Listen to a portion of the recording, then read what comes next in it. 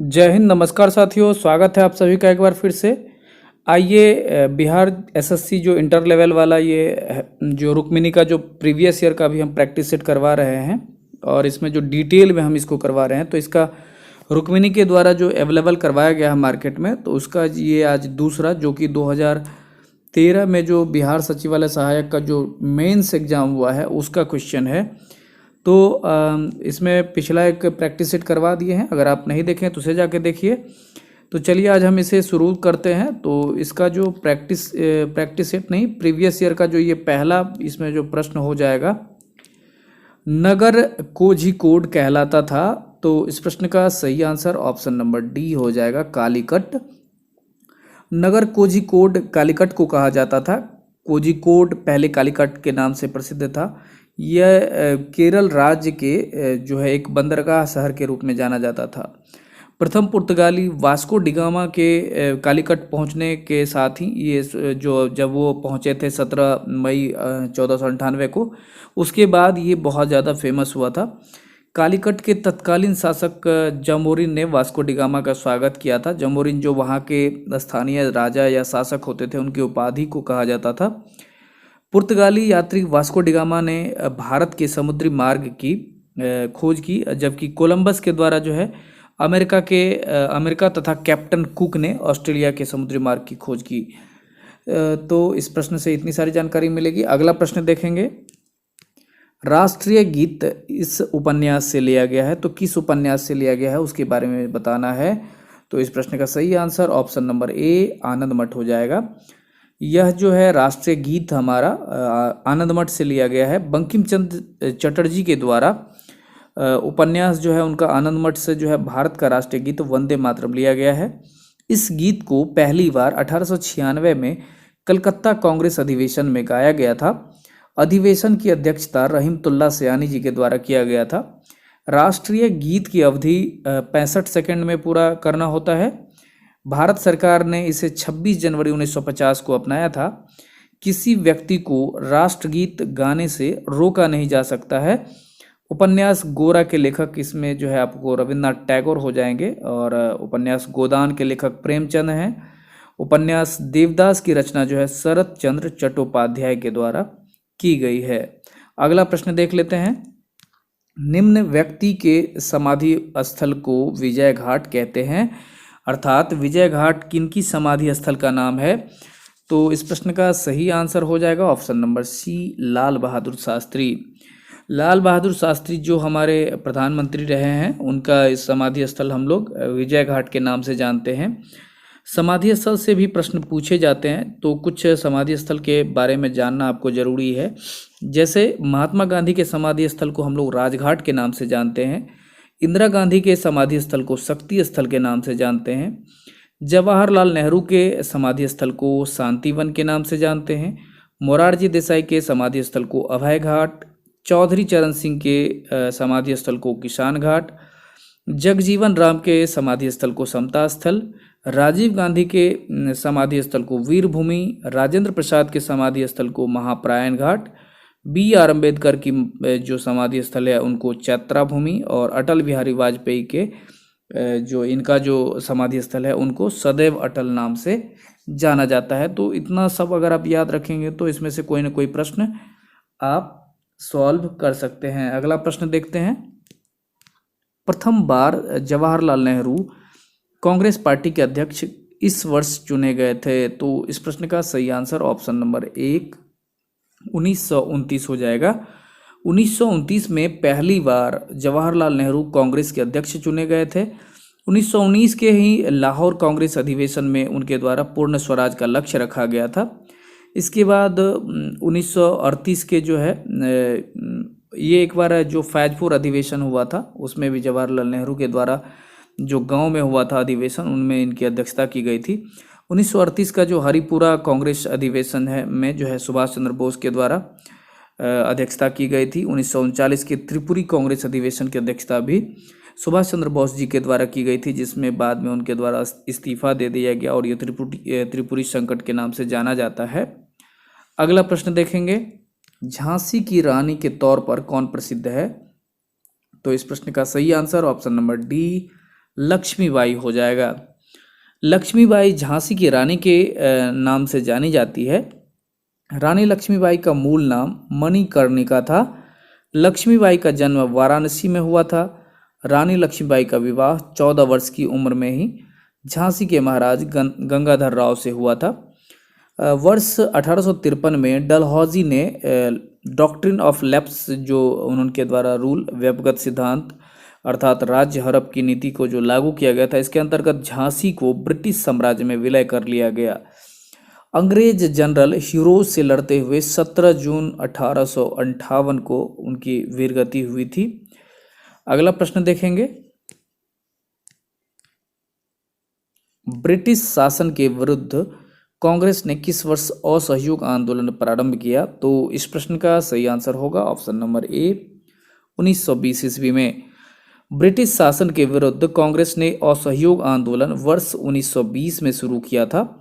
महात्मा गांधी जी ने जलियांवाला बाग हत्याकांड के विरोध में 1 अगस्त 1920 में असहयोग आंदोलन शुरू किया, लेकिन 5 फरवरी 1922 को उत्तर प्रदेश के चौरी चौरा नामक जगह पर आंदोलनकारी थे उनके द्वारा जो है थाने को जला दिया गया, जिसमें 22 पुलिसकर्मी की हत्या हो गई थी और मृत्यु हो गई इसमें। इन सब घटनाओं से दुखी होकर गांधी जी के द्वारा इस आंदोलन को 12 फरवरी 1922 को स्थगित कर दिया गया। इस समय लॉर्ड रीडिंग का जो कार्यकाल है उनके शासनकाल में ही ये हुआ, चूँकि उनका कार्यकाल 1921 से 26 था। 1922 में गया में बिहार कांग्रेस अधिवेशन की अध्यक्षता CR दास जी के द्वारा की गई। असहयोग आंदोलन शुरू जिस समय हुआ था उस समय में लॉर्ड चेम्सफोर्ड का शासनकाल अर्थात 1916 से 1921 का समय वे अपने शासनकाल में रहे। अगला प्रश्न देख लेते हैं, एक मानचित्र में समान दाब वाली रेखाएं कहलाती है? तो इस प्रश्न का सही आंसर ऑप्शन नंबर सी हो जाएगा आइसोबार। आइसोबार एक मानचित्र में समान दाब वाली रेखा कहलाती है। इसके अलावा कुछ अन्य जो रेखाएं याद करनी जरूरी है, जहाँ पे हिमपात समान हिमपात वाले स्थान को आइसोनिफ कहा जाता है। समान मेघाच्छादनता जहाँ पे है उसको जो है मेघ आच्छादित भी कहीं पर लिखा हुआ रहता है, इनको जो हम लोग आइसोनेफ के नाम से जानते हैं। समान ऊंचाई वाला जो स्थान है उसे हम मानचित्र पर उसे कंटूर लाइन के नाम से जानते हैं। समान वर्षा वाले स्थान को आइसोहाइट के नाम से जानते हैं। समान सूर्य ताप वाले स्थान को आइसोहेल के नाम से जानते हैं और समान टेम्परेचर जहाँ पे है समान तापमान वाले स्थान को आइसोथर्म के नाम से जानते हैं। अगला प्रश्न देख लेते हैं, मैकमोहन रेखा भारत तथा इस देश के बीच सीमा रेखा है? तो इस प्रश्न का सही आंसर ऑप्शन नंबर डी हो जाएगा, चीन हो जाएगा। मैकमोहन रेखा भारत चीन के बीच स्थित है और अन्य कुछ देशों के बीच जो रेखा स्थित है, जैसे रेड क्लिफ रेखा जो है भारत पाकिस्तान के बीच है, या फिर 24वीं समानांतर रेखा भी भारत और पाकिस्तान के बीच है। डूरंड रेखा पाकिस्तान एवं अफगानिस्तान के बीच हो जाएगा। मैनरहिम रेखा रूस फिनलैंड के बीच हो जाएगा। हिडेनबर्ग रेखा आपको जर्मनी पोलैंड के बीच हो जाएगा। 49वीं समानांतर रेखा USA कनाडा के बीच एवं मैगिनॉट रेखा आपको जर्मनी फ्रांस के बीच में हो जाएगा। अगला प्रश्न देख लेते हैं, सतपुरा पर्वत श्रृंखला ताप्ती तथा इस नदी के बीच स्थित है? तो इस प्रश्न का सही आंसर होगा ऑप्शन नंबर ए नर्मदा हो जाएगा। सतपुरा पर्वत श्रृंखला ताप्ती तथा नर्मदा नदी के बीच स्थित है। सतपुरा की पहाड़ियाँ मध्य प्रदेश राज्य में है। यह पर्वत ज्वालामुखीय चट्टानों से बनी है। इसकी सबसे ऊंची चोटी धूपगढ़ी है जो महादेव पर्वत पर स्थित है। इसके पूर्वी भाग से ताप्ती नदी निकलती है। नर्मदा नदी अमरकंटक जो कि मैकाल पहाड़ी का सर्वोच्च शिखर है, इसकी पश्चिमी ओर से निकलती है। यह पुरानी चट्टानों से बना हुआ एक पर्वत है। चलिए अगला प्रश्न देखते हैं, माउंट एवरेस्ट की ऊंचाई है लगभग? तो इस प्रश्न का सही आंसर है ऑप्शन नंबर बी 8850 मीटर। वर्तमान में माउंट एवरेस्ट की ऊंचाई 8848.86 मीटर है। अगर आपको 48 ये भी दे 8848 या 50 तो इस बीच में कोई भी दे तो ये सही आंसर होगा। वैज्ञानिक सर्वेक्षण के अनुसार इसकी ऊंचाई प्रति वर्ष 2 सेंटीमीटर के हिसाब से बढ़ रही है। माउंट एवरेस्ट विश्व की सबसे ऊंची पर्वत शिखर है। नेपाल में इसे सगरमाथा के नाम से जाना जाता है। अगला प्रश्न देखेंगे, तलचर कोयले की खानें कहाँ है? तो इस प्रश्न का सही आंसर होगा ऑप्शन नंबर सी, ओडिशा हो जाएगा। तलचर कोयला की खान जो है उड़ीसा राज्य में है। और कुछ और प्रमुख कोयले की खान जैसे झारखंड में भी है। कोयले की खान आपको झारखंड में धनबाद हो जाएगा, सिंहभूम, गिरिडीह। पश्चिम बंगाल में आपको रानीगंज में और आसनसोल में है कोयला की खान, प्रमुख खान है। छत्तीसगढ़ में जो है रायगढ़ है। उड़ीसा में तलचर देसगढ़ हो गया। असम में लखीमपुर, माकुम और महाराष्ट्र में चांदा, ये सब बहुत फेमस स्थान है कोयले की खान के लिए। अगला प्रश्न देखते हैं, उस प्रथम ग्रह का नाम क्या है जिसके बारे में खोज ने बताया कि वहां 2 सूर्योदय होते हैं? तो इस प्रश्न का सही answer option number D, Kepler 16b। Kepler 16b पहला ग्रह है जहां पर 2 बार सूर्योदय होता है। वो केपलर जो 16b ग्रह है, गैस के गुब्बारे की तरह तथा आकार में शनि ग्रह के बराबर है। केपलर 16b पृथ्वी से लगभग 200 प्रकाश वर्ष दूर है। सूर्य तथा इनके 8 ग्रह तथा अनेक उपग्रह धूमकेतु मिलकर एक सौर मंडल का निर्माण करते हैं। सौर मंडल में पहले ग्रहों की संख्या 9 थी, लेकिन वर्ष 2006 में जो प्राग में चेक गणराज्य में जो संपन्न अंतर्राष्ट्रीय खगोलीय संघ के द्वारा एक महासभा में जो है बैठक में जो है प्लूटो को ग्रहों की श्रेणी से निकालकर बौना ग्रह के श्रेणी में उसे डाल दिया गया, जिसके कारण अब ग्रहों की संख्या 8 रह गई है। सूर्य का सबसे निकटतम ग्रह बुध है, जबकि सबसे दूरी पर स्थित ग्रह नेपच्यून है। अब क्षुद्र ग्रह जो है ये आपको बृहस्पति और मंगल के बीच एक पट्टी के रूप में स्थित है। अगला प्रश्न देखेंगे, जनजाति संथाल इस राज्य में नहीं रहती। तो इस प्रश्न का सही आंसर ऑप्शन नंबर ए, असम हो जाएगा। असम में जो संथाल जनजाति है नहीं पाई जाती है। संथाल जनजाति का जो क्षेत्र है ओडिशा, पश्चिम बंगाल, झारखंड इत्यादि है। आइए जो जनजाति से संबंधित कुछ राज्य एवं उनकी कुछ जनजाति है उनके बारे में जान जाते हैं। झारखंड में जो जनजाति पाई जाती है जैसे मुंडा, हो, उरांव, कोरबा, अशूर, भुइया, भूमेज इत्यादि। अरुणाचल प्रदेश की जो जनजाति है मोपा, सिंपो, और आंध्र प्रदेश में खोंड, कोयास, वाल्मीकि इत्यादि। उत्तराखंड में भोटिया, नीति, थारू। सिक्किम में भोटिया, लेप्चा। मिजोरम में लाखर, पावो, चकमा, लुसाई। मणिपुर में कुमी और मैठी है। और इसी तरह से अभी आपको मेघालय में गारो, खासी, जैंतिया है। अभी आपको मणिपुर में कुमी और मैठी जनजाति के बीच में इधर विवाद चल रहा है, तो ये सब जनजाति जो है आपको याद रखना थोड़ा सा जरूरी है। मणिपुर का थोड़ा सा विशेष ध्यान रखेंगे।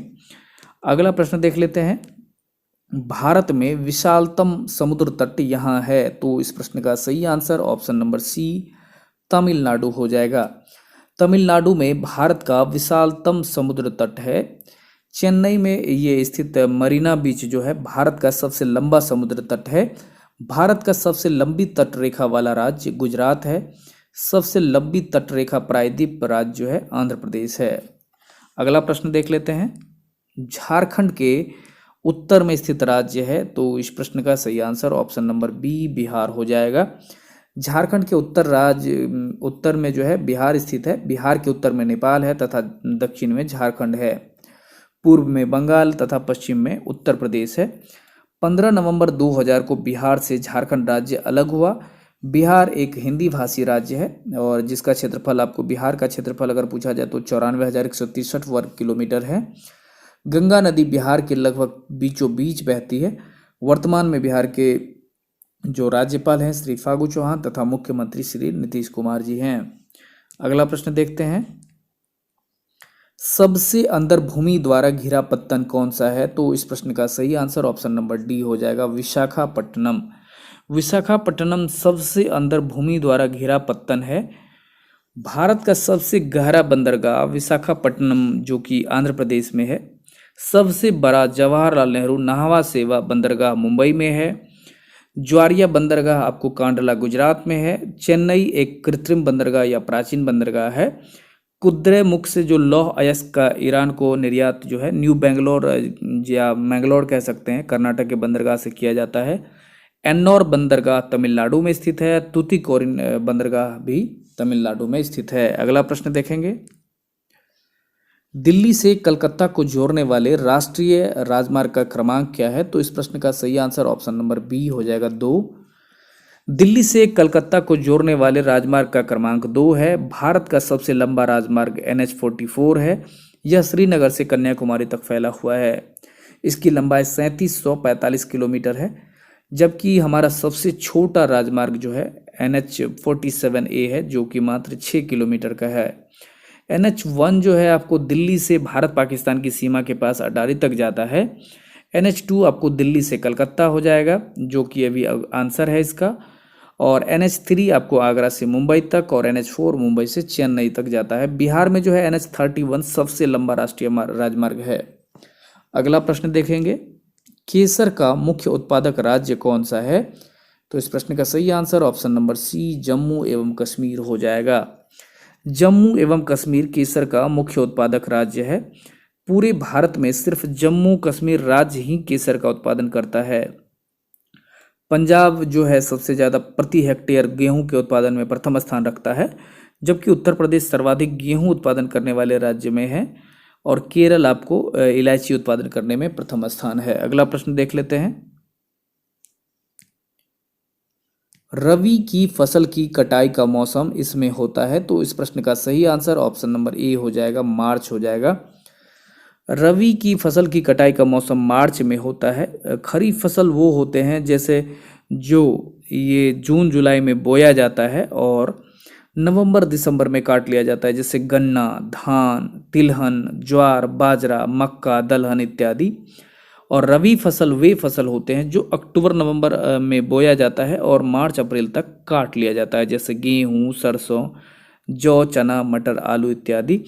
जायदा फसल या गर्मा फसल वे फसल होते हैं जो मई जून में बोया जाता है और जुलाई अगस्त में काट लिया, जैसे राई, मक्का, जूट, महुआ इत्यादि। अगला प्रश्न देख लेते हैं, बिहार में स्थित इस्पात संयंत्र कौन सा है? तो इस प्रश्न का सही answer option number B TISCO हो जाएगा। टिस्को बिहार में स्थित एक इस्पात संयंत्र है। Tata iron and steel company अब जो है झारखंड में स्थित है। इसकी स्थापना आपको 1907 में हुई थी। भारत में लोहा इस्पात कारखाना का वास्तविक शुरुआत जो है टिस्को के द्वारा ही किया गया था। अगला प्रश्न देखेंगे, नरोरा नाभिकीय शक्ति केंद्र कहाँ स्थित है? तो इस प्रश्न का सही आंसर ऑप्शन नंबर सी उत्तर प्रदेश हो जाएगा। उत्तर प्रदेश में नरोरा नाभिकीय शक्ति केंद्र के रूप में जाना जाता है। और कुछ परमाणु संयंत्र केंद्र है जो अन्य राज्य में, जैसे कैगा कर्नाटक में है, रावत भाटा राजस्थान में, कलपक्कम तमिलनाडु में, काकरापार गुजरात में और कुडनकुलम तमिलनाडु में। तो याद रखेंगे कि कलपक्कम और कुडनकुलम तमिलनाडु में है, काकरापार गुजरात, रावत भाटा राजस्थान और कैगा कर्नाटक में। इनमें से कहीं ना कहीं प्रश्न चेंज करते रहते हैं। अगला प्रश्न देखेंगे कि किस कोयले में कार्बन की मात्रा अधिकतम होती है?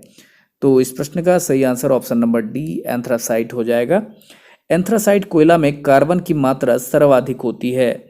सबसे उत्तम कोटि का जो कोयला है एंथ्रासाइट होता है, जिसमें कार्बन की मात्रा 94.98% होती है। लिग्नाइट में यह 60 to 70% होता है। बिटुमिनस में यह 78 to 82% होता है। पीट में यह 45 से 52% होता है। अर्थात सबसे जो निम्न कोटि का कोयला है पीट कोयला हो जाता है। लिग्नाइट को भूरा कोयला भी कहा जाता है। बिटुमिनस कोयला को मुलायम अर्थात सॉफ्ट कोल भी कहा जाता है। अगला प्रश्न देखते हैं कि नदियों द्वारा मिट्टी का जमाव क्या कहलाता है?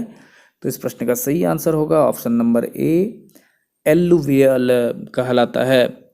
एलुवियल सॉइल जो होता है वो आपको जो जलोढ़ मिट्टी के रूप में भी उसे हम लोग बोलते हैं। नदियों के द्वारा मिट्टी का जमाव एलुवियल सॉइल के रूप में जाना जाता है, जो बहते हुए जल द्वारा बहाकर लाया जाता है तथा कहीं अन्यत्र जमा कर दिया जाता है। और वहन कारकों के आधार पर जो है मिट्टी को इस प्रकार जैसे कुछ वर्गित किया गया, जैसे जलोढ़ निक्षेप है, बहते हुए पानी के निलंबन से निक्षेप होता है। सरोवरी निक्षेप जो झीलों के ताजे पानी में निलंबन से निक्षेप होता है। समुद्री निक्षेप समुद्र के पानी में निलंबन से निक्षेप होता है। हिमनद निक्षेप आपको बर्फ के संघनन से निक्षेप होता है। अगला प्रश्न देखेंगे, चीन की संसद क्या कहलाती है? तो इस प्रश्न का सही आंसर होगा आपको option number 1 National People's Congress. National People's Congress चीन की संसद का नाम है। तो संसद से भी सवाल पूछे जाते रहते हैं। कुछ देशों का आप संसद और उसके नाम बराबर याद रखें, जैसे रूस का कार्टेस है, जापान का डाइट है, मालदीव का मजलिस है, नेपाल का राष्ट्रीय पंचायत, पाकिस्तान का नेशनल असेंबली, यूएसए का कांग्रेस, चीन का नेशनल पीपुल्स कांग्रेस और ईरान का मजलिस, इटली का सीनेट तथा अफगानिस्तान का शोरा कहलाता है। अगला प्रश्न देख लेते हैं। जवाहरलाल नेहरू इस समय तक प्रधानमंत्री थे, तो इस प्रश्न का सही आंसर होगा आपको ऑप्शन नंबर बी हो जाएगा, 1964 हो जाएगा। जवाहरलाल नेहरू 1964 तक प्रधानमंत्री रहे। भारत के ये सबसे अधिक कार्यकाल तक रहने वाले प्रधानमंत्री रहे हैं। अगला प्रश्न देख लेंगे। भारत में संघ शासित प्रदेशों की संख्या कितनी है? तो इस प्रश्न का सही आंसर होगा ऑप्शन नंबर बी, 7 हो जाएगा। भारत में संघ शासित प्रदेशों की संख्या 7 है। वर्तमान में भारत में 8 संघ शासित प्रदेश हो गए हैं और भारत में कुल राज्यों की संख्या आपको 28 है। चूंकि यहाँ पर जो 7 माना गया है, तो ये आपको ध्यान दिलाते हैं कि ये क्वेश्चन जो है 2013 का है। अभी वर्तमान में 8 हो गया है और राज्य 28 हो गए हैं। तो 31 अक्टूबर को जो है 2019 को जम्मू कश्मीर व लद्दाख को 2 नए केंद्र शासित प्रदेश का दर्जा दिया गया है। 26 जनवरी 2020 से दादरा और नगर हवेली एवं दमन एवं दीव को एक केंद्र शासित प्रदेश बना दिया गया है, जिसकी राजधानी दमन में स्थित है। वर्तमान में जम्मू कश्मीर में जो है आपको राज्यपाल उपराज्यपाल हैं आपको मनोज सिन्हा हैं। अगला प्रश्न देख लेते हैं। भारत में प्रथम महिला मुख्यमंत्री कौन थी? तो इस प्रश्न का सही आंसर होगा option number B, Sucheta Kripalani.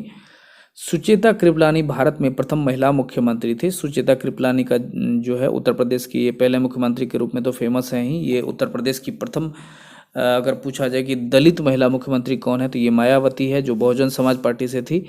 Delhi की पहली महिला मुख्यमंत्री, जो ज़्यादा दिनों तक महिला मुख्यमंत्री रहने का गौरव भी है इनके नाम से, तो ये शीला दीक्षित हैं। अगला प्रश्न देखेंगे। इस व्यक्ति ने लोकसभा चुनाव में सबसे ज़्यादा वोटों से चुनाव जीतने का विश्व रिकॉर्ड कायम किया है। तो इस प्रश्न का सही आंसर होगा ऑप्शन नंबर ए, रामविलास पासवान। रामविलास पासवान ने लोकसभा चुनाव में सबसे ज़्यादा वोटों से चुनाव जीतने का रिकॉर्ड कायम किया है हाजीपुर लोकसभा क्षेत्र से।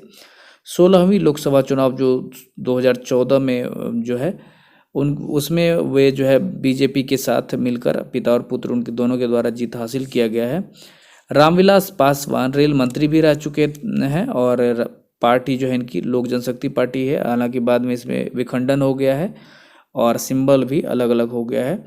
रामविलास पासवान 16वीं लोकसभा में बिहार के हाजीपुर लोकसभा का प्रतिनिधित्व करते थे और वे 9 बार लोकसभा सांसद तथा 2 बार राज्यसभा सांसद रहे हैं।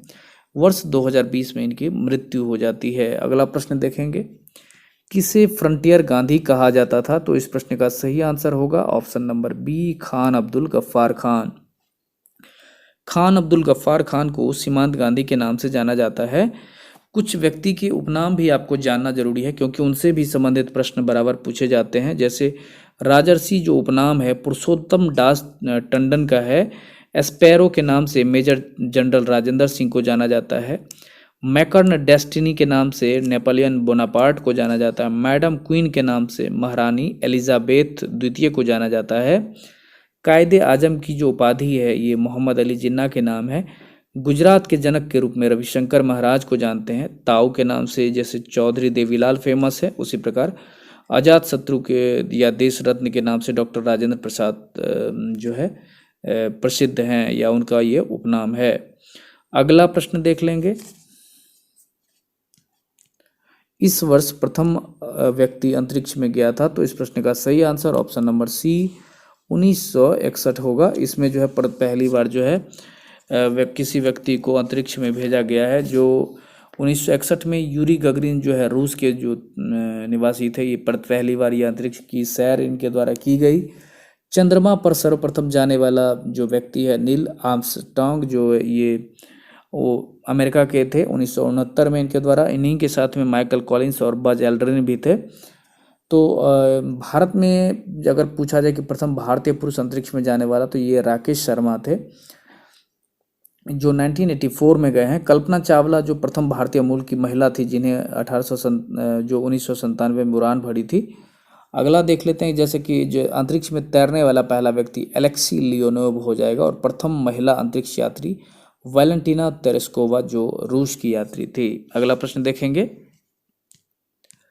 ओमेगा 3 इसका एक वर्ग है, तो इस प्रश्न का सही आंसर होगा ऑप्शन नंबर 1 वसीय अम्ल का। ओमेगा 3 वसीय अम्ल का वर्ग है। ओमेगा 3 वसीय अम्ल बहु असंतृप्त वसीय अम्ल है। यह अम्ल हृदय के लिए अच्छे प्रतिरोधक क्षमता को बढ़ाने के वाले होते हैं। 3 प्रकार के ओमेगा 3 वसीय अम्ल मनुष्य के लिए लाभदायक अल्फा जो लाइलोनिक अम्ल होते हैं, एको सेपेंटोनोइक पेंटोनोइक अम्ल हो जाएगा, और डोकोसा हेक्सोनोइक अम्ल हो जाएगा। और समुद्री शैवाल एवं फाइटोप्लैंक्टन जो ओमेगा 3 है वसीय अम्ल के मुख्य स्रोत हैं। जीवों में विभिन्न प्रकार के जैविक कार्यों का संचालन एवं संपादन के लिए निम्नलिखित में से इसी प्रकार के जो है आपको, जैसे विटामिन, प्रोटीन, कार्बोहाइड्रेट इत्यादि ये जो है पोषक तत्व की आवश्यकता होती है। तो अगला प्रश्न देख लेते हैं, निम्नलिखित में से कौन सा परमाणु संरचना के सिद्धांतों से संबंधित नहीं था? तो इस प्रश्न का सही answer option number D Curie हो जाएगा। क्यूरी का संबंध रेडियम से है। विकल्प ए बी सी जो का संबंध है आपको परमाणु संरचना सिद्धांत से है। आधुनिक युग में जॉन डाल्टन के द्वारा सर्वप्रथम परमाणु सिद्धांत का प्रतिपादन किया गया। परमाणु का रदरफोर्ड सिद्धांत, परमाणु का अधिकांश भाग रिक्त होता है और इनके द्वारा ये बताया गया था। और परमाणु का अधिकांश द्रव्यमान नाभिक में केंद्रित होता है, जिसके चारों ओर इलेक्ट्रॉन चक्कर लगाते हैं। और इनके द्वारा जो परमाणु नाभिकीय सिद्धांत दिया गया था, बोर के द्वारा जो है निम्नलिखित देख लेते हैं, कुछ अवधारणाएं प्रस्तुत की गई थी। जैसे इलेक्ट्रॉन निश्चित कक्षाओं में चक्कर लगाता है, इसकी ऊर्जा एवं त्रिज्या नियत होती है। जब इलेक्ट्रॉन इन कक्षाओं में चक्कर लगाता है तब उनका जो संवेग संरक्षित रहता है। अगला प्रश्न देख लेंगे, इस धातु के यौगिक कुछ शीशों तथा साबुन दोनों के घटक हैं। तो इस प्रश्न का सही आंसर हो जाएगा ऑप्शन नंबर बी पोटेशियम हो जाएगा। पोटेशियम के यौगिक कुछ शीशों तथा साबुन दोनों के घटक होते हैं।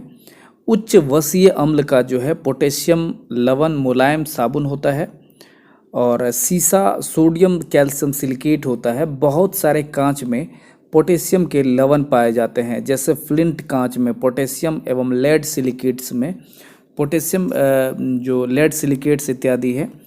और पोटेशियम कांच में जो पोटेशियम कार्बोनेट, क्राउन कांच में आपको पोटेशियम ऑक्साइड इत्यादि पाए जाते हैं। आयरन जो है लौह चुंबकीय तत्व है, जिनकी परमाणु संख्या आपको 26 है, और ये 8वें वर्ग के एलिमेंट हैं।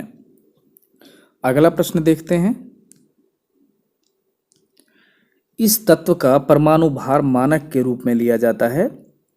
तो इस प्रश्न का सही आंसर ऑप्शन नंबर 1 कार्बन हो जाएगा। कार्बन का जो है परमाणु भार मानक के रूप में लिया जाता है। कार्बन का जो परमाणु संख्या 12 है।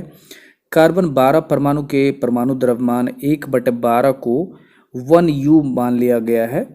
कार्बन 12 के परमाणु का सापेक्ष द्रव्यमान 12 निर्दिष्ट किया जाता है। अन्य सभी तत्वों के परमाणु का सापेक्ष द्रव्यमान कार्बन 12 के परमाणु के साथ तुलना करके प्राप्त किए जाते हैं। अगला प्रश्न देख लेते हैं, हाइड्रोजन के समस्थानिकों की संख्या क्या है? तो इस प्रश्न का जो सही आंसर हो जाएगा आपको ऑप्शन नंबर बी हो जाएगा, 3 हो जाएगा।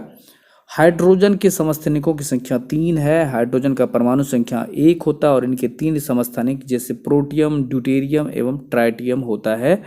हाइड्रोजन की खोज जो है हेनरी कैवेंडिश के द्वारा किया गया था। अगला प्रश्न देख लेते हैं, पीच ब्लेंड इसका एक अयस्क है। तो इस प्रश्न का सही आंसर ऑप्शन नंबर ए यूरेनियम हो जाएगा।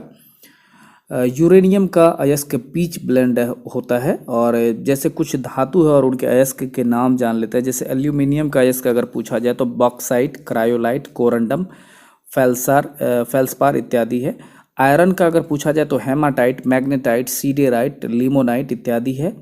कॉपर का अगर अयस्क का नाम पूछा जाए तो cuprite, copper pyrite, copper glance इत्यादि है। जिंक का अयस्क नाम अगर पूछा जाए तो कैलेमाइन, जिंक एलेड होगा। कैल्शियम के कुछ अयस्क हैं जैसे डोलोमाइट, जिप्सम, सिलिकेट या एस्बेस्टस होगा। मैग्नीशियम के जो अयस्क हैं डोलोमाइट, किसेराइट और कर्नेलाइट हो जाएगा। सोडियम के कुछ अयस्क हैं जैसे चिली साल्टपीटर, ट्रोना बोरेक्स और NaCl। और टीन का अगर अयस्क पूछा जाए तो केसीटेराइट हो जाएगा। लेड का अगर पूछा जाए तो गैलेना, पारा का सिनेबार, यूरेनियम का कार्नेटाइट या पीच ब्लेंड, जो कि आंसर दिया गया है। तो इतना सारा में से कुछ याद रखेंगे तो बहुत सारा हेल्प होगा। अगला प्रश्न देख लेते हैं।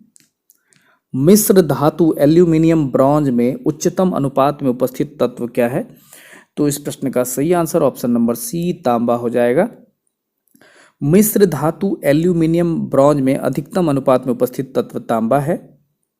एल्यूमिनियम ब्रॉन्ज में कॉपर जो है आपको 90% तथा एल्यूमिनियम 10% होता है। इसका उपयोग सिक्के, सस्ते आभूषण, बर्तन के पेंट इत्यादि में किया जाता है। पीतल में कॉपर आपको 70% और जिंक में 30% पाया जाता है। जैसे कुछ मिश्र धातु है और उनके जो अलग अलग एलिमेंट है उनके बारे में जानते हैं। जैसे पीतल जो मिश्र धातु, इसमें कॉपर तथा जिंक होता है। कांसा में आपको कॉपर तथा टिन होता है। सोल्डर में एसन और लेड होता है, जैसे टिन या लेड। और जर्मन टिन और लेड होता है इसमें। जर्मन सिल्वर में आपको कॉपर, जिंक और निकेल होता है। इसमें याद रखेंगे जर्मन सिल्वर में सिल्वर नहीं होता है। अगला प्रश्न देख लेंगे। अकार्बनिक यौगिकों से संश्लेषित प्रथम कार्बनिक यौगिक क्या था? तो इस प्रश्न का सही आंसर होगा ऑप्शन नंबर सी यूरिया हो जाएगा। यूरिया अकार्बनिक यौगिकों से संश्लेषित प्रथम जो कार्बनिक यौगिक था। और यूरिया का निर्माण आपको सर्वप्रथम वोहलर के द्वारा किया गया था। यूरिया में आपको 46% नाइट्रोजन पाया जाता है। और यूरिया का अगर आपको फार्मूला पूछा जाए तो इसका फार्मूला आपको NH2CONH2 हो जाएगा। NH2CONH2 हो जाएगा। अगला प्रश्न देख लेते हैं। वुड्ज अभिक्रिया इससे प्राप्त करने हेतु प्रयुक्त होती है। तो इस प्रश्न का सही आंसर ऑप्शन नंबर 1 हो जाएगा, एल्केन हो जाएगा। एल्केन वुड्ज अभिक्रिया इसके प्राप्त करने से जो है प्रयुक्त करने के लिए प्रयुक्त होती है जब एल्काइल हैलाइड RX जो है सोडियम से शुष्क ईथर की उपस्थिति में अभिक्रिया कर एल्केन का निर्माण करता है। अगला प्रश्न देखेंगे। सिरके का pH लगभग कितना होता है? तो इस प्रश्न का सही आंसर होगा ऑप्शन नंबर बी 3 हो जाएगा। लगभग पूछा जा रहा है। सिरके का pH मान लगभग 3 होता है। किसी विलयन में उपस्थित हाइड्रोजन आयन की सांद्रता ज्ञात करने के लिए जो स्केल विकसित किया गया उसका नाम हम लोग pH स्केल के रूप में जानते हैं। उदासीन विलयन का pH मान 7 होता है, जबकि pH स्केल में अगर 7 से कम है तो अम्लीय होगा और 7 से अधिक होने पर वह विलयन क्षारीय होता है। अगला प्रश्न देखेंगे। ग्लिसरॉल में प्राथमिक अल्कोहलिक समूहों की संख्या कितनी है? तो इस प्रश्न का सही आंसर होगा ऑप्शन नंबर सी 2 हो जाएगा। ग्लिसरॉल में प्राथमिक अल्कोहलिक समूहों की संख्या 2 है। ग्लिसरॉल का सूत्र C3H8 और O3 है। अगला प्रश्न देखेंगे। प्रकाश संश्लेषण का प्राथमिक जो उत्पाद है वह क्या है? तो इस प्रश्न का सही आंसर होगा ऑप्शन नंबर बी ग्लूकोज हो जाएगा। ग्लूकोज प्रकाश संश्लेषण का प्राथमिक उत्पाद है। सूर्य के प्रकाश में पौधों की कोशिकाओं में उपस्थित क्लोरोफिल की सहायता से कार्बन डाइऑक्साइड व जल के संयोग से कार्बन युक्त जो यौगिक है कार्बोहाइड्रेट्स एवं ग्लूकोज के निर्माण की प्रक्रिया को प्रकाश संश्लेषण कहते हैं। प्रकाश संश्लेषण का जो अंतिम उत्पाद है ग्लूकोज है, जो शीघ्र ही मंड में बदल जाता है। प्रकाश संश्लेषण की जो क्रिया है आपको अगर पूछा जाए तो लाल रंग की प्रकाश में सर्वाधिक होती है। अगला प्रश्न देख लेंगे। मशरूम है डैश, तो इस प्रश्न का सही आंसर हो जाएगा आपको ऑप्शन नंबर डी कवक हो जाएगा। मशरूम एक कवक है। मशरूम में प्रोटीन की मात्रा 94% होती है। कवक प्रायः सभी जगह पर पाए जाते हैं। ये क्लोरोफिल रहित जो संकेंद्रीय जो संवहन उत्तक रहित थैलोफाइटा है।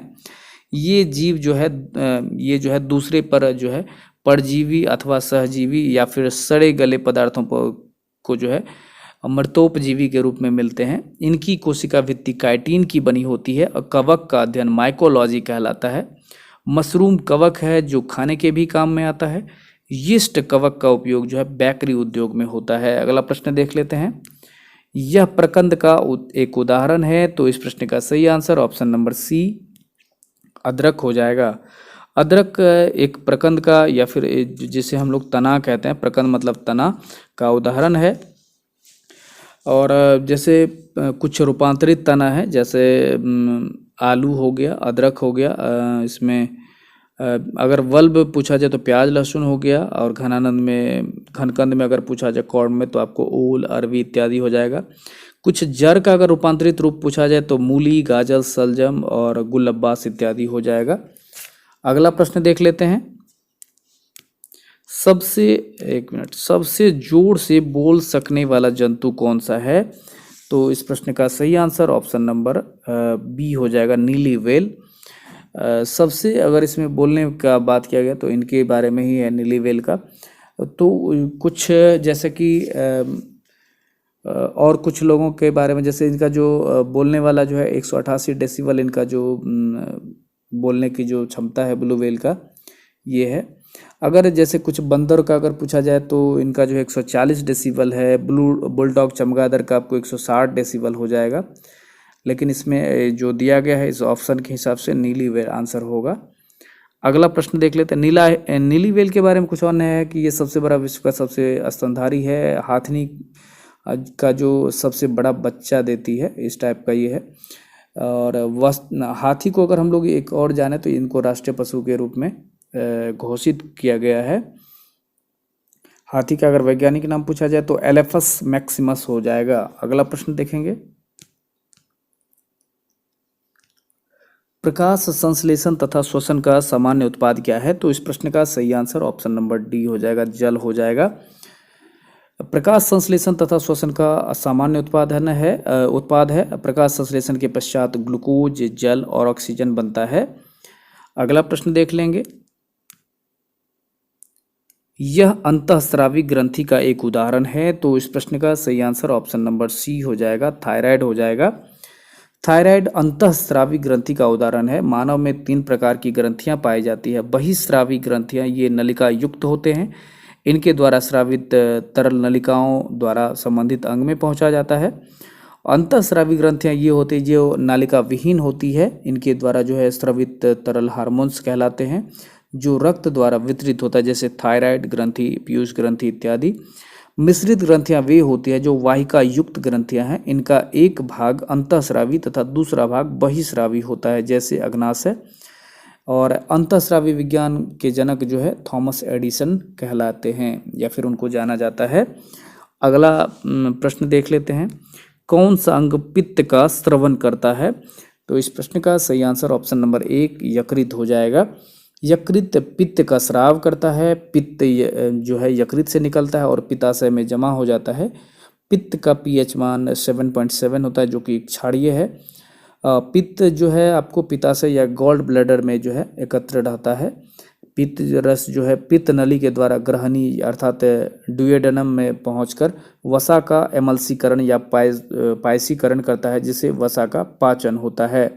जब पित्त वाहिनी में अवरोध हो जाता है तब यकृत कोशिकाएं रुधिर से बिलिरुबिन अवशोषित करना बंद कर देती है, जिसके कारण संपूर्ण शरीर में यह फैल जाता है, जिससे पीलिया कहते हैं, अर्थात शरीर पीला हो जाता है उस समय में। अगला प्रश्न देखते हैं। रिकॉम्बिनेंट डीएनए टेक्नोलॉजी के विकास के पश्चात ही यह तकनीक संभव हुई है। तो इस प्रश्न का सही आंसर होगा ऑप्शन नंबर ए, डीएनए अंगुली मुद्रण। डीएनए अंगुली मुद्रण रिकॉम्बिनेंट डीएनए टेक्नोलॉजी के विकास के बाद यह तकनीक संभव हुआ था। डीएनए फिंगरप्रिंट संस्थान आपको हैदराबाद में है। डीएनए फिंगरप्रिंट से हत्या, बलात्कार, चोरी, लूट जैसे अपराधों का पता लगाया जाता है। जैसे डीएनए फिंगरप्रिंटिंग का विकास आपको एलेक जेफरीज ने किया था। डीएनए डेक्सी जो रिबोनिक एसिड जो आनुवांशिक गुणों का वाहक होता है। अगला प्रश्न देखेंगे। निम्न का कारण विषाणु है। तो इस प्रश्न का सही answer option number C rabies हो जाएगा। रेबीज विषाणु से होता है। यह जंगली या पालतू जानवर के काटने से होता है। इसके टीके की खोज लुई पास्चर के द्वारा किया गया था।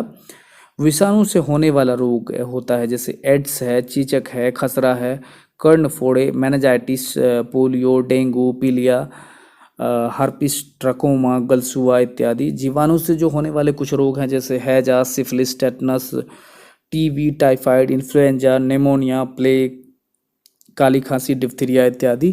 प्रोटोजोआ से होने वाले जो रोग है जैसे कालाजार, मलेरिया, पेचिश, सोने की बीमारी और पायरिया इत्यादि है। अगला प्रश्न देख लेंगे। गति का अध्ययन कहलाता है, तो इस प्रश्न का जो सही आंसर होगा आपको ऑप्शन नंबर ए हो जाएगा, काइनेमेटिक्स कहलाएगा। काइनेमेटिक्स का मीनिंग है कि गति का यह अध्ययन करता है। और काइनेमेटिक्स में जो है यांत्रिकी की जिस शाखा में जो है किसी वस्तु या पिंड पर लगने वाला बल पर विचार किए बिना जो है अध्ययन किया जाता है। यांत्रिक हम लोग कहते हैं भौतिक विज्ञान की वह शाखा है जिसमें पिंड पर लगने वाले बल और विस्थापन करने वाले उनके बदलाव का अध्ययन किया जाता है। अगला प्रश्न देख लेते हैं। क्वांटम सिद्धांत का सुझाव किसने दिया था? तो इस प्रश्न का सही answer option number C, Planck के द्वारा दिया गया था। न्यूटन के द्वारा जो है गति नियम एवं गुरुत्वाकर्षण नियम दिया गया था। E बराबर mc² सापेक्षता का सिद्धांत आइंस्टीन के द्वारा दिया गया था। प्रत्येक वस्तु जो है ऊर्जा का उत्सर्जन एवं अवशोषण लगातार नहीं करता है। अगला प्रश्न देखेंगे। वह यंत्र जो अत्यधिक तापक्रम मापता है क्या कहलाता है? तो इस प्रश्न का सही आंसर ऑप्शन नंबर ए हो जाएगा, पायरोमीटर। पायरोमीटर से अत्यधिक तापक्रम मापा जाता है। प्लैटिनम प्रतिरोधक जो तापमापी की सहायता से -200 डिग्री सेल्सियस से 1200 डिग्री सेल्सियस के ताप को मापा जाता है। ताप युग्म तापमापी की सहायता से आपको -200 डिग्री सेल्सियस से 1600 डिग्री सेल्सियस तक के ताप को मापा जाता है, जबकि न्यूनतम तापमान हीलियम गैस तापमापी के द्वारा मापा जाता है। पायरोमीटर स्टीफन्स के सिद्धांत पर काम करता है। अगला प्रश्न देखेंगे। लक्स इसकी इकाई है, तो इस प्रश्न का सही आंसर ऑप्शन नंबर डी, प्रदीप्ति घनत्व हो जाएगा। लक्स जो है प्रदीप्ति घनत्व की इकाई है। भौतिक राशि और उनके जो कुछ मात्रक वगैरह होते हैं उनको याद रखना जरूरी है। जैसे ताप का जो मात्रक है केल्विन होता है, लंबाई का मीटर हो जाएगा, द्रव्यमान का केजी है, बल का न्यूटन है, चाल का मीटर प्रति सेकंड है, आवृत्ति का जो है हर्ट्ज है, आवेग का न्यूटन प्रति सेकंड, विद्युत आवेश का कूलम हो जाएगा, विभवांतर का वोल्ट, विद्युत धारिता का फैराडे, प्रेरकत्व का जो है आपको हेनरी हो जाएगा, चुंबकीय फ्लक्स का वेबर हो जाएगा, ज्योति फ्लक्स का ल्यूमेन, ज्योति तीव्रता का कैंडेला, दाब का पास्कल एवं शक्ति का वाट हो जाएगा। अगला प्रश्न देखेंगे। एक अश्व शक्ति किसके समतुल्य है? तो इस प्रश्न का सही आंसर ऑप्शन नंबर ए हो जाएगा, 746 वाट्स के। 746 वाट बराबर एक अश्व शक्ति होता है। कार्य करने की दर या ऊर्जा रूपांतरण की दर को शक्ति कहते हैं। शक्ति का मात्रक जूल प्रति सेकंड होता है, जिसे वाट भी कहते हैं। 1 वाट बराबर जूल प्रति सेकंड होगा। ऊर्जा स्थानांतरण की दरों को किलोवाट में व्यक्त करते हैं। अगला प्रश्न देखेंगे। यदि एक अवतल दर्पण में वस्तु एवं प्रतिबिंब दोनों वक्रता केंद्र पर हो तो प्रतिबिंब क्या होगा? तो इस प्रश्न का सही आंसर होगा ऑप्शन नंबर सी हो जाएगा, इसका वस्तु के समान आकार का। यदि एक अवतल दर्पण में वस्तु एवं प्रतिबिंब दोनों वक्रता केंद्र पर हो तो प्रतिबिंब जो है वस्तु के समान आकार का होगा। अगला प्रश्न देख लेते हैं। ऊष्मागतिकी का कौन सा नियम कहलाता है कि बिना किसी बाह्य कारक की सहायता के किसी कम ताप वाली वस्तु से किसी उच्च ताप वाली वस्तु को ऊष्मा स्थानांतरित नहीं की जा सकती है? तो इस प्रश्न का सही आंसर ऑप्शन नंबर सी हो जाएगा, दूसरा हो जाएगा। ऊष्मागतिकी का जो दूसरा नियम है यह कहता है कि बिना किसी बाह्य कारक की सहायता के किसी कम ताप वाली वस्तु से किसी उच्च ताप वाली वस्तु को ऊष्मा का स्थानांतरण नहीं किया जा सकता है। ऊष्मागतिकी का जो दूसरा नियम है यह ऊष्मा के प्रवाह की दिशा को बताता है। यह नियम ऊष्मीय इंजन की दक्षता को भी बताता है। ऊष्मागतिकी का प्रथम नियम जो है किसी वस्तु को दी गई ऊष्मा उस वस्तु के आंतरिक ऊर्जा में वृद्धि एवं उसके द्वारा बाह्य कार्य में उपयोगी होता है। ऊष्मागतिकी का प्रथम नियम ऊर्जा संरक्षण के सिद्धांत पर आधारित है। अगला प्रश्न देख लेते हैं। एक वायुयान की ध्वनि सामान्यतः इसके संगत होती है? तो इस प्रश्न का सही आंसर होगा ऑप्शन नंबर बी, 100 डेसिबल का।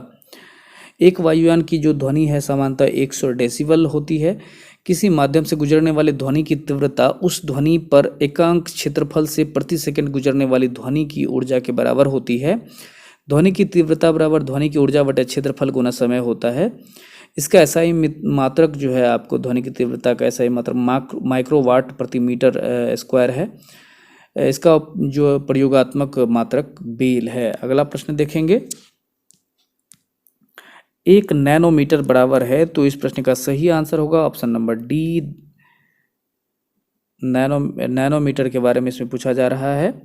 नैनो मतलब बहुत छोटा होता है, इसका थोड़ा सा आप लोग देख लेंगे। माइक्रो, नैनो, माइक्रो 10⁻⁻⁶ होता है, नैनो इसमें पूछा जा रहा है। तो 10 यहाँ पे -9 इसका सेंटीमीटर दिया गया है। 1 नैनोमीटर इक्वल टू, हालांकि 10 सेंटीमीटर यहाँ पे है, थोड़ा सा ध्यान रखिएगा यहाँ पे, ये इसीलिए इसका ये सही आंसर है। अगर यहाँ पे पूछा जाए इसका तो मीटर में, तो 10⁻⁹ मीटर हो जाएगा इसका आंसर। तो 1 नैनोमीटर बराबर ये होगा। और कुछ अलग जो आपको याद रखना जरूरी है, जितने भी माइक्रोमीटर, मिलीमीटर, एंगस्ट्रम के बारे में सबसे ज़्यादा पूछा जाता है, जिससे जो है परमाणु की त्रिज्या मापी जाती है। अगला प्रश्न देख लेते हैं, सौर ऊर्जा का प्रमुख स्रोत क्या है? तो इस प्रश्न का सही आंसर होगा आपको ऑप्शन नंबर डी, नाभिकीय संलयन हो जाएगा। सौर ऊर्जा का प्रमुख स्रोत जो है आपको नाभिकीय संलयन है। और सौर में जो ऊर्जा नाभिकीय संलयन विधि के द्वारा होता है, ये जो है सर्वप्रथम हेंस बेथे के द्वारा बताया गया था। अगला प्रश्न देख लेंगे,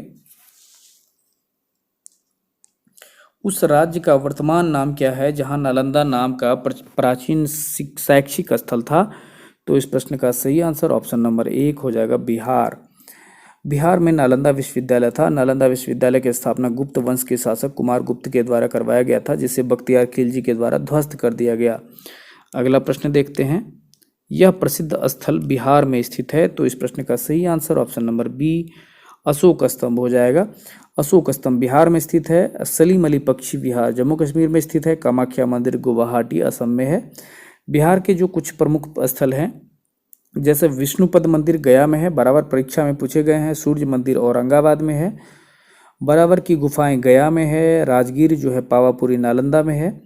ह्वेनसांग मेमोरियल आपको नालंदा में है। और बिम्बिसार कारागार जो है राजगीर में है। अगला प्रश्न देखेंगे,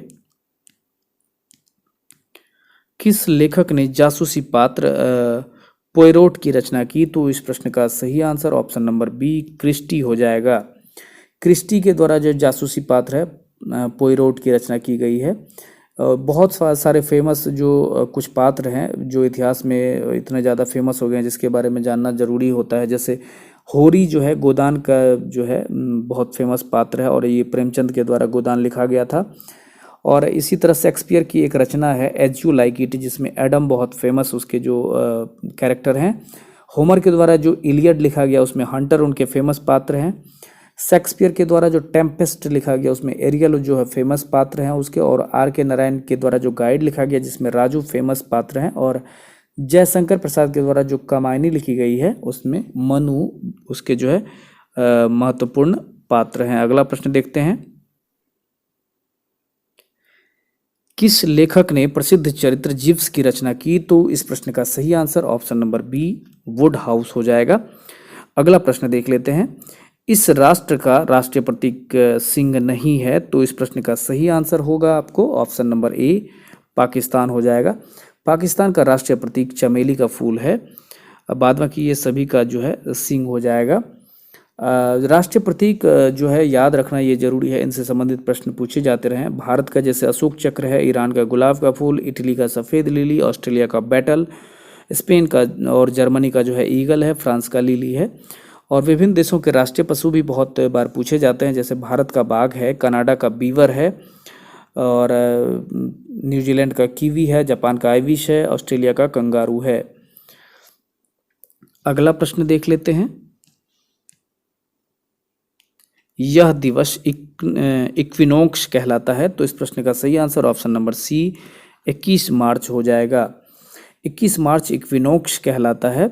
21 मार्च तथा 23 सितंबर को दिन रात बराबर होते हैं। सूर्य की परिक्रमा के दौरान पृथ्वी की वह स्थिति जिसमें उसकी धुरी का झुकाव उसकी परिक्रमा के तल पर अधिकतम 23.5 डिग्री होता है।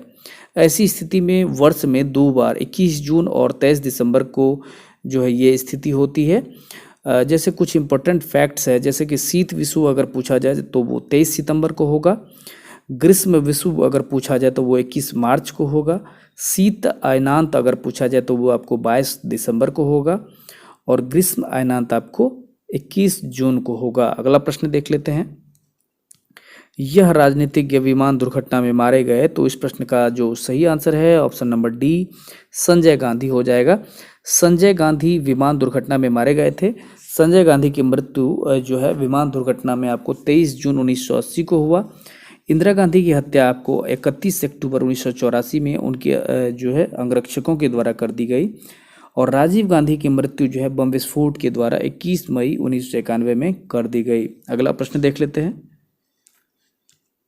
यह राजनीतिज्ञ कभी दूरसंचार विभाग का कार्यवाहक मंत्री नहीं रहा, तो इस प्रश्न का सही आंसर होगा ऑप्शन नंबर सी नारायण हो जाएगा। एक मिनट, ऑप्शन नंबर इसका सी नारायण हो जाएगा। अगला प्रश्न देख लेते हैं। पुलेला गोपीचंद इस खेल से संबंधित रहे हैं, तो इस प्रश्न का सही आंसर ऑप्शन नंबर एक बैडमिंटन हो जाएगा।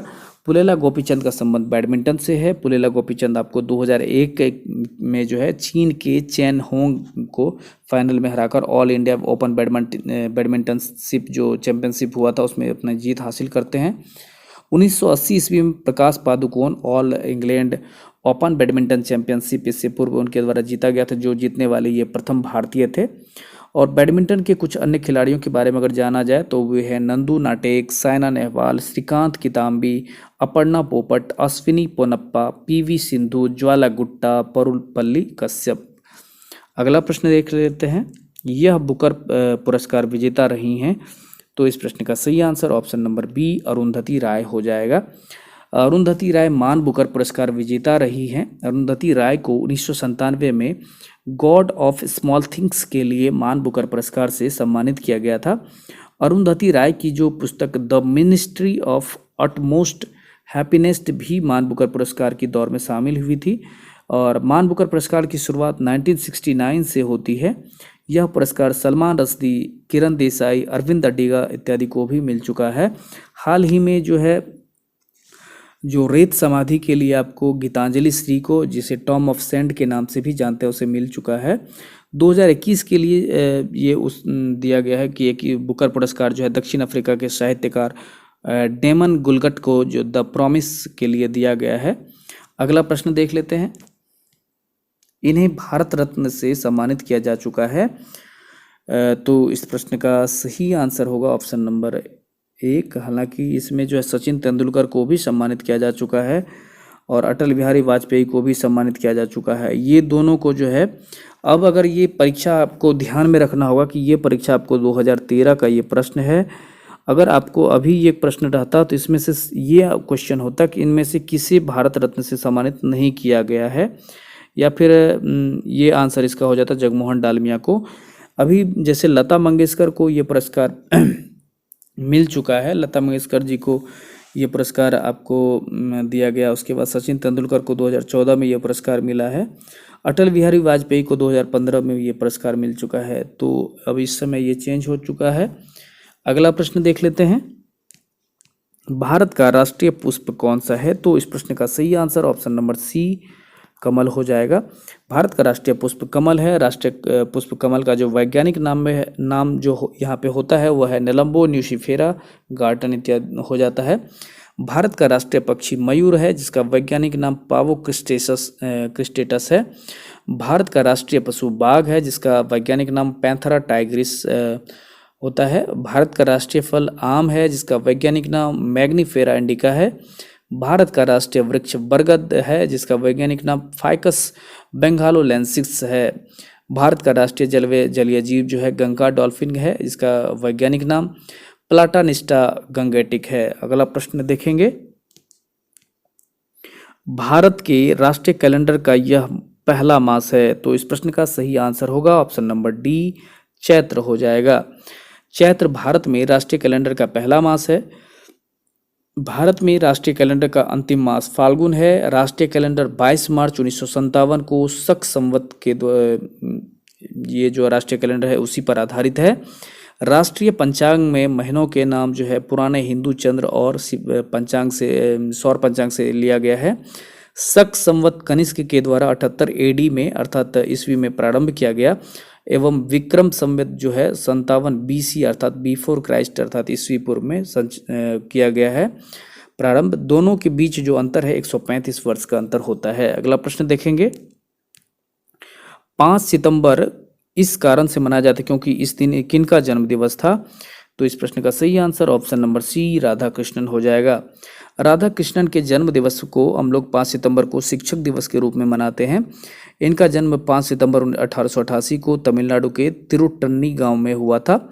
डॉक्टर एस राधाकृष्णन के राष्ट्रपति बनने के बाद इनका जन्मदिन शिक्षक दिवस के रूप में मनाए जाने का निर्णय लिया गया। डॉक्टर एस राधाकृष्णन आधुनिक भारत के सबसे बड़े दार्शनिक हैं। इंडियन फिलॉसफी और the Hindu review doctor Krishnan की महत्वपूर्ण पुस्तक है। अगर अंतर्राष्ट्रीय शिक्षक दिवस के बारे में पूछा जाए तो ये 5 अक्टूबर को मनाया जाता है। अगला प्रश्न देखेंगे, इस पुस्तक पर आधारित यूट्यूब वीडियोस बहुत लोकप्रिय था। तो इस प्रश्न का सही आंसर होगा option number D the last lecture.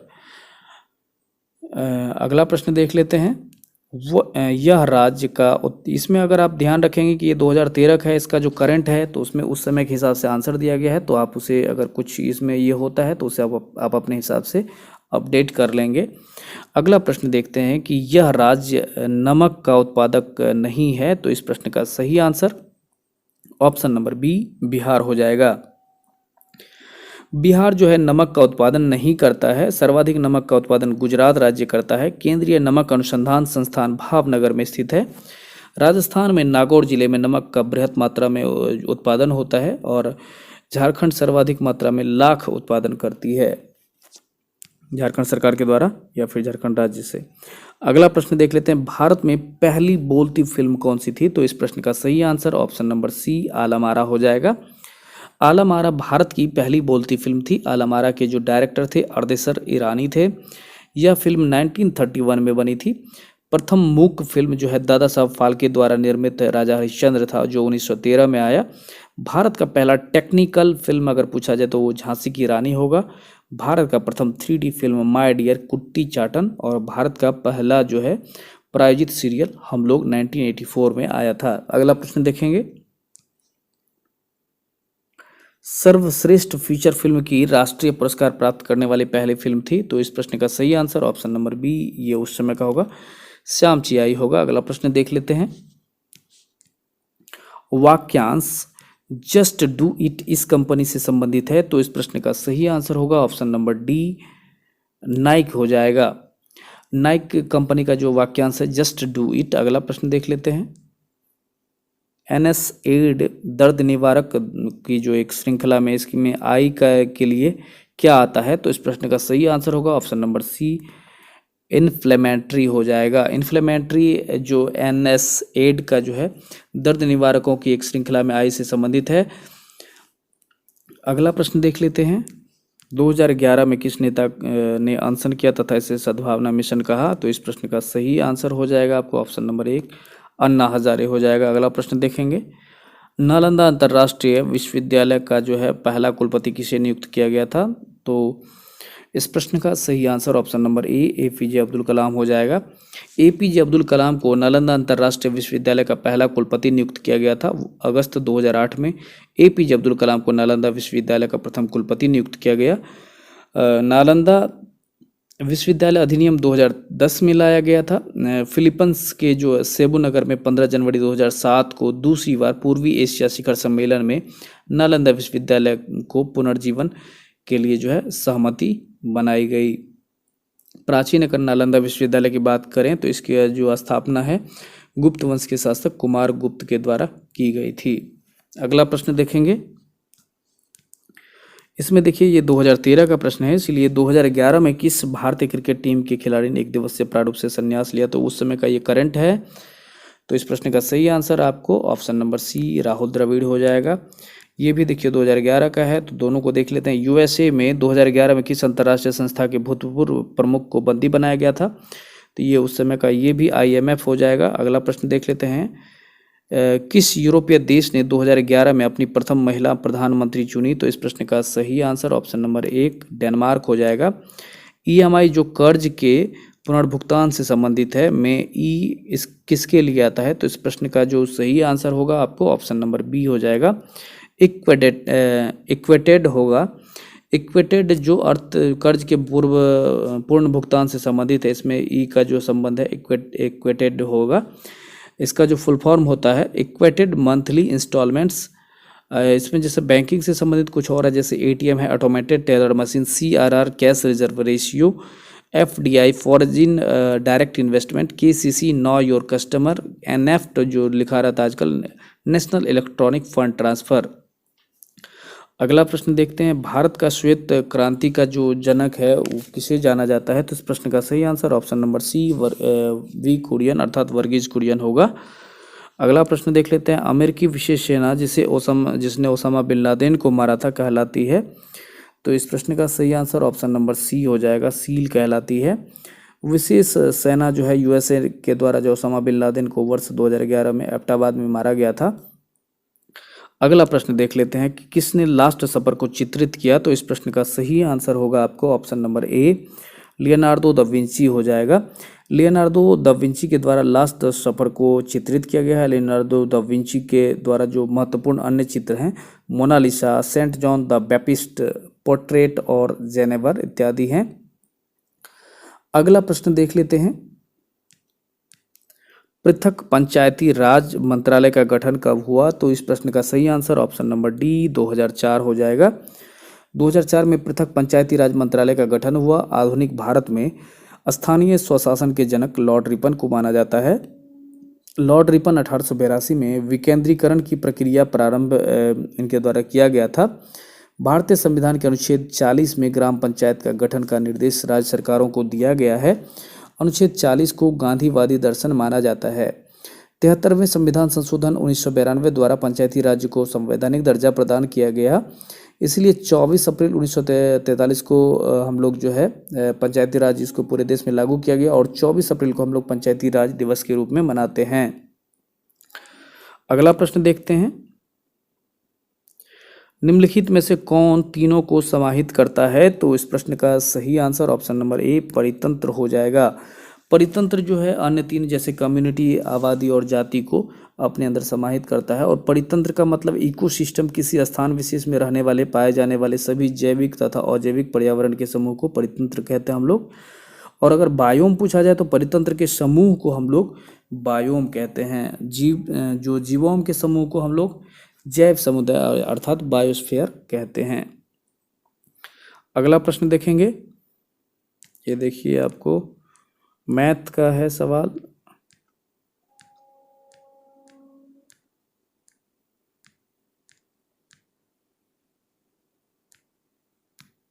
देखिए यहाँ पे है, इसमें हालांकि सभी को जो है यहाँ पे आप जैसे दिया हुआ ये रीजनिंग का है, लेकिन जैसे समरूप युग्म को पूर्ण करें तो ये भी आपको रीजनिंग का ही है। तो इसका जो सही आंसर है ऑप्शन नंबर सी कीटाणु हो जाएगा इसका। जिस प्रकार वनस्पति विज्ञान पादप से संबंधित है उसी प्रकार सूक्ष्म जीव विज्ञान कीटाणु से संबंधित है। अगला देखिए 9 का जो है 109 का, इसमें भी यही है, रक्त अल्पता का संबंध रक्त से, अराजकता का संबंध कहाँ से हो जाएगा? तो इस प्रश्न का सही जो सरकार से हो जाएगा। ये सब देखने वाला रीजनिंग का ये सब सवाल है। अब ये सब सारे रीजनिंग के सवाल हैं, तो कुल मिला के लग रहा है